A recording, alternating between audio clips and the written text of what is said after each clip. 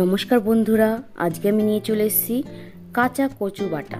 তো কাঁচা কচু বাটার জন্য আমি এখানে নারকেল কুড়িয়ে নিয়েছি, আর এখানে কাঁচা লঙ্কা, কিছু পাকা পাকা লঙ্কা ছিল, আর সর্ষে, আর এদিকে কচুটাকে আমি গ্রেট করে নিয়েছি কুচি কুচি করে। আবার গ্রেট না করলেও হবে, কুচি কুচি করে কেটে নিলেও হবে। আর প্রথমে আমি শিলনোড়ায় নারকেলগুলিকে বেটে নিচ্ছি। তো খুব মিহি করে বাটতে হবে, কচুটাকেও খুব মিহি করে বাটতে হবে, নারকেলটাকেও খুব মিহি করে বাটতে হবে, আর সর্ষে কাঁচা লঙ্কাটাকেও খুব মিহি করে বাটতে হবে।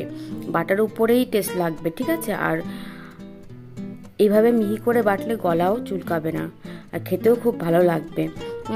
বাটতে একটু কষ্ট হবে, কিন্তু মিহি করে অনেকক্ষণ ধরে বাটতে হবে। তো নারকেল বাটাটা আমার হয়ে গেছে কমপ্লিট। এখন আমি কচুগুলিকে অল্প অল্প করে নিয়ে বেটে ফেলবো।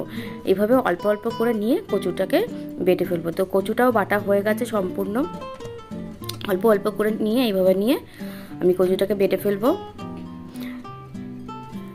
তো সমস্ত কচুটা বেটে নিয়েছি। আর এদিকে লঙ্কার সাথে একটু রসুন দিতে হবে, 3-4 কোয়া রসুন দিয়ে সব মিশ্রণটা আমি বেটে নিয়েছি। বেটে নিয়ে এর মধ্যে একটু কাঁচা সর্ষের তেল আমি দিয়ে দেবো। এটা মেখে নেবো পরে খাওয়ার সময়। আর একটু লঙ্কা উপরে